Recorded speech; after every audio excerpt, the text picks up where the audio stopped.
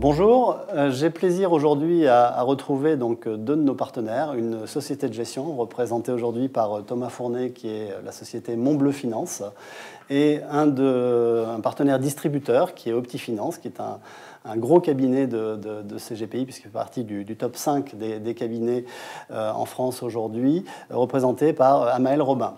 Donc, comme d'habitude sur cette interview croisée, l'idée c'est d'avoir à la fois l'avis du gérant, donc responsable en l'occurrence de la multigestion chez Montbleu Finance, qui va nous donner un éclairage assez technique, on va dire, et puis le côté pratique, mise en scène en quelque sorte des solutions qui seront proposées par Montbleu au sein d'Opti pour la clientèle Opti. Avec aujourd'hui quand même une particularité, on ne va pas parler d'un fonds, mais on va parler plutôt d'un profil qu'on a pu déployer ensemble. Alors tout d'abord, pour qu'on sache de qui on parle, est-ce que Thomas, vous pourriez nous présenter donc Montbleu Finance? Pas de souci Thierry, déjà bonjour, Bonjour. Merci de nous recevoir. Montbleu Finance, petite société de gestion indépendante qui a célébré ses 10 ans il n'y a pas si longtemps que ça, en décembre. Aujourd'hui, nous sommes autour des 150 millions d'euros d'encours, si on cumule gestion collective, gestion privée et désormais gestion pilotée. Et un ADN qui a toujours été porté sur les marchés actions, particulièrement positionné sur les PME et ETI françaises. Voilà, ça fait partie de notre cœur de métier historique. Et sur le secteur du luxe, voilà, qui ont toujours fait partie intégrante du groupe Montbleu. D'accord. Et désormais l'ouverture à la multigestion. Exactement. Et désormais, voilà, c'est le troisième pôle voilà, qui est en développement. C'est la partie multigestion. Alors à travers un fonds de fonds qui a été lancé en mars 2015 et désormais avec la gestion pilotée, profilée. D'accord, on va y revenir. Amael, quelques mots également sur Optifinance que beaucoup d'entre nous connaissons, bien évidemment. Belle entreprise, beau cabinet. C'est un très beau cabinet. Donc cabinet créé en 1990, donc quasiment 30 ans maintenant. Une quarantaine de collaborateurs, zone géographique, on va dire Grand Ouest de la France, le siège social basé au Mans dans la Sarthe, et puis également développement sur la région parisienne. Aujourd'hui, c'est à peu près 950 millions d'euros d'encours, donc ce qui nous situe effectivement, ce que vous aviez précisé, parmi le top 5, on va dire, des cabinets indépendants français. Donc, belle feuille de route, en effet. Exactement. On va venir donc sur cette fameuse gestion profilée donc, dont on a parlé juste à l'instant, donc, qui est la traduction, l'illustration de Montbleu Finance vers la multigestion. Donc, pourquoi, j'allais dire, ou quel ADN fait que Montbleu Finance se porte sur cette multigestion et cette gestion profilée? Bien, écoutez, très modestement, c'est aussi par... alors déjà, il y a eu un besoin exprimé par nos partenaires et plus particulièrement Optifinance, besoin directement issu de la clientèle. Et très modestement, je dirais aussi que voilà, mon arrivée avec un background un peu d'analyse FI, mais surtout de sélection de fonds, a aussi permis au groupe de se lancer un peu plus profondément sur le sujet. D'accord, donc une nouvelle expertise au sein de la société de gestion, et soyez pas modeste, c'est important de le préciser. Amael, pourquoi y a-t-il ce besoin qui est peut-être nouveau, ou c'est la traduction de choses un petit peu sous-jacentes chez les clients, que d'aller vers de la gestion profilée? Alors nouveau, je ne sais pas. Je ne sais pas si c'est un besoin qui est nouveau. En tout cas, c'est effectivement la traduction d'un certain nombre d'évolutions. Donc c'est tout d'abord une demande des clients, bien évidemment. C'est également, je pense, une adaptation, notamment à l'aspect réglementaire. Et puis c'est aussi pour nous un vrai sujet d'avenir, je pense, puisque la partie gestion financière, nous devons, pour l'ensemble de la profession, je pense, d'être de plus en plus professionnels par rapport à ça, puisque c'est ce qui permettra, du fait de la baisse des rendements générés par les fonds en euros, de continuer à délivrer de la performance pour nos clients. Demande exprimée par les clients ou révélée auprès des clients? Est-ce que c'est spontané de la part des clients, ou bien il faut quand même un peu travailler pour qu'ils arrivent à cette solution attendue? Je dirais un peu des deux. Je dirais un petit peu des deux. Disons que c'est une demande qui a toujours été présente. Disons qu'on la formalise pour eux. Et effectivement, on se rend compte que c'est la traduction de de leurs attentes, tout simplement. Et probablement, en effet, un effet de levier pour l'avenir, mais on va y revenir. Si on revient sur la constitution, la composante même, le mode de fonctionnement, finalement, de cette gestion profilée. Donc, ça marche à quoi, cette gestion profilée? C'est constitué de quoi? Alors, elle est constituée de 3 profils. Ouais. Une approche prudente, une approche mesurée, une approche dynamique. D'accord. Et en fait, tout simplement, ce qui va changer à l'intérieur, donc plusieurs critères. Tout d'abord, l'horizon conseillé d'investissement, de 3 ans, 5 ans et 7 ans. Ensuite, ça va être tout simplement le pourcentage de fonds en euros, donc l'exposition en fonds en euros, parce qu'on gère un profil entier, donc avec la partie fonds en euros et la partie UC. Puisque une des particularités d'AGEAS, c'est qu'elle vous propose de gérer, d'avoir la main en quelque sorte sur le fonds en euros dans le profil. Exactement, et c'est un véritable avantage. Alors même si pour l'instant on est au maximum de ce que nous propose AGEAS au niveau de ses profils, donc voilà, sur la partie prudente, on peut aller jusqu'à 50% de fonds en euros, et sur la partie mesurée, jusqu'à 20%. Et à aujourd'hui, nous sommes au maximum prévu. Donc voilà, normal, le fonds en euros est bon. Donc. Voilà, mais on attend le booster avec les unités de compte adjacentes. Mais quelle est l'exposition, ou avez-vous des guidelines sur l'exposition sur les fonds maison? Parce que c'est toujours la question qu'on se pose. Est-ce que la gestion profilée, ça ne va pas être un petit peu ma gestion et ma gestion? Eh bien non, justement, on a une limite qui est de 20%. D'accord. Alors, quelle que soit la maison de gestion, d'ailleurs, parce que c'est histoire d'améliorer la diversification des profils. Donc, on se limite à 20%, y compris, bien sûr, pour les fonds Montbleu Finance. Alors, à aujourd'hui, sur le profil prudent, nous sommes à 4% de fonds Montbleu sur Montbleu Sherpa, qui est un fonds PEA-PME. Et nous sommes à 10% sur le profil équilibré, pareil sur le fonds PEA-PME et sur le fonds luxe. Et nous sommes à 20%, encore une fois, sur le fonds PEA-PME et sur le fonds luxe, sur le profil dynamique. D'accord, très bien. Et ce qui change aussi au niveau de ces profils, ça va être l'exposition en actions, bien sûr. Nous sommes limités sur le prudent à 20% et à 50% sur le profil mesuré. Donc, et vous, côté pratique, Amael, donc, comment présentez-vous finalement l'accès à ces différents profils? Est-ce que ça cohabite avec d'autres solutions? Est-ce que là aussi, on va dire, tiens, on va se déresponsabiliser, pardonnez-moi de cette expression, de la partie financière? Alors, comment ça se passe? L'idée n'est pas forcément de se déresponsabiliser, je dirais même au contraire. Montbleu Finance, c'est aussi une des raisons pour laquelle on travaille avec eux, nous permet d'avoir cette expertise beaucoup plus poussée que nous pouvons avoir, puisqu'effectivement, il y a cette approche marché financier, et notamment avec Thomas, cette expertise sur la sélection de fonds. On sait aujourd'hui que la plupart des contrats, et c'est le cas notamment des contrats proposés par AGEAS, proposent une palette d'unités de compte qui est très très très large. Il n'est pas toujours évident de s'y retrouver. Que non. Que non. Donc ça nous permet effectivement, en croisant les expériences et les compétences, je pense d'être au contraire plus professionnel sur cette partie-là. Et avec les profils prudents, mesurés, dynamiques, ça correspond donc au degré d'appétence au risque des clients. Comment mettez-vous ça en péréquation? Alors, bien évidemment, chaque profil de risque va être adapté le profil.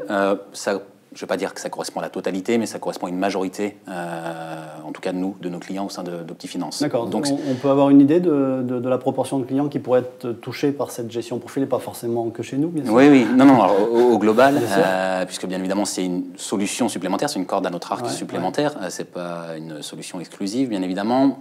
Je pense que 3/4 à peu près de nos clients pourraient être éligibles à ces différents profils. D'accord, très bien.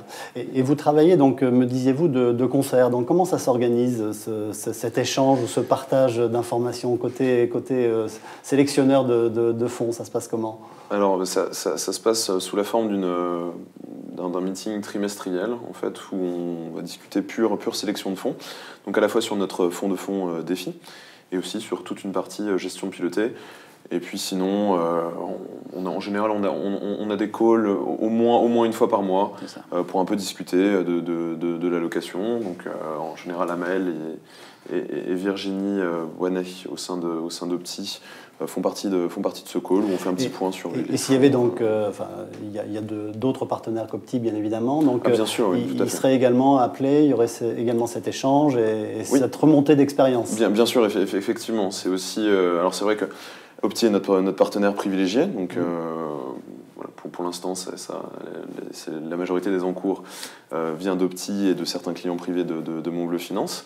Mais bien évidemment, ça ferait aussi partie de notre palette de service, c'est cette implication des conseillers à un accès direct sur, comme un gérant peut le faire, sur ses valeurs, expliquer ses choix, ses décisions, ses mouvements.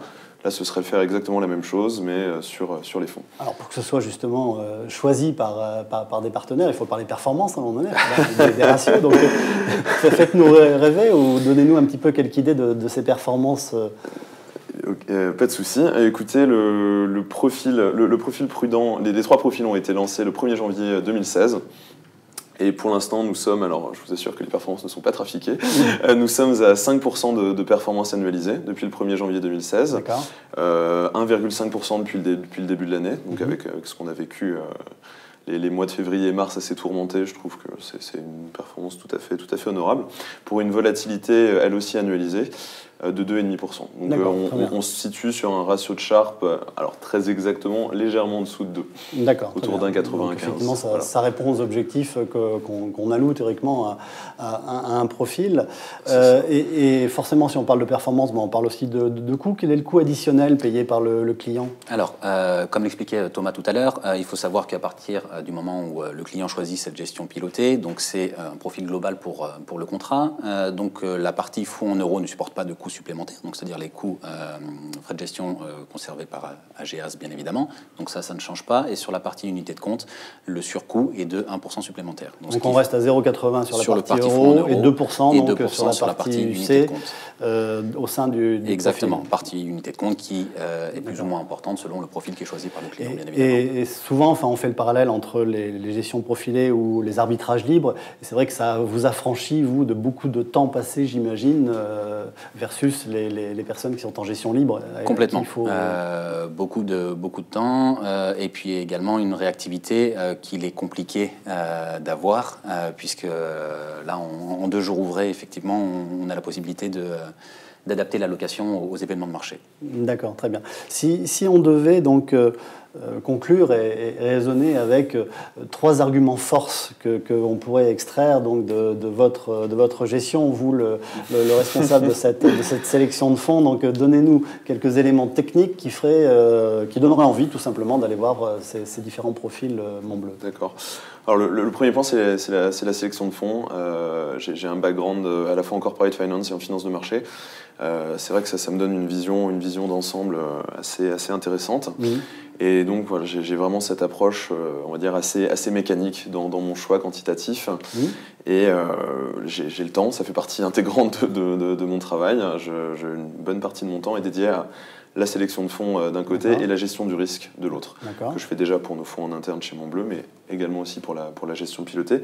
Donc là, il y a vraiment cette sélection de fonds extrêmement poussée. Premier argument force, ok. Voilà, premier argument fort, pas de souci. Le deuxième, c'est notre diversification. C'est vrai qu'on a vraiment cette limite, pas plus de 10% par OPC et pas plus de 20% par société de gestion. Donc c'est vrai que chez Montbleu, on a tendance à considérer que chaque maison de gestion a un peu son ADN sur lequel il délivre un alpha un peu supérieur, voire très largement supérieur à la moyenne.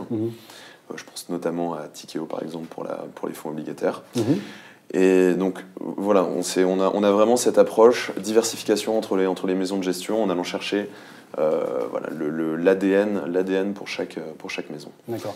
Et le troisième point, si je peux, c'est en fait c'est le suivi aussi, le suivi extrêmement régulier et la consolidation. Alors c'est vrai que l'avantage aussi d'être dans cette partie marché, c'est l'accès à des analyses financiers. Je consolide en fait l'ensemble des positions de tous nos fonds pour savoir si sur l'ensemble des supports UC, ça va être par exemple, j'en sais rien, Peugeot qui va être ma plus forte exposition, transparisée.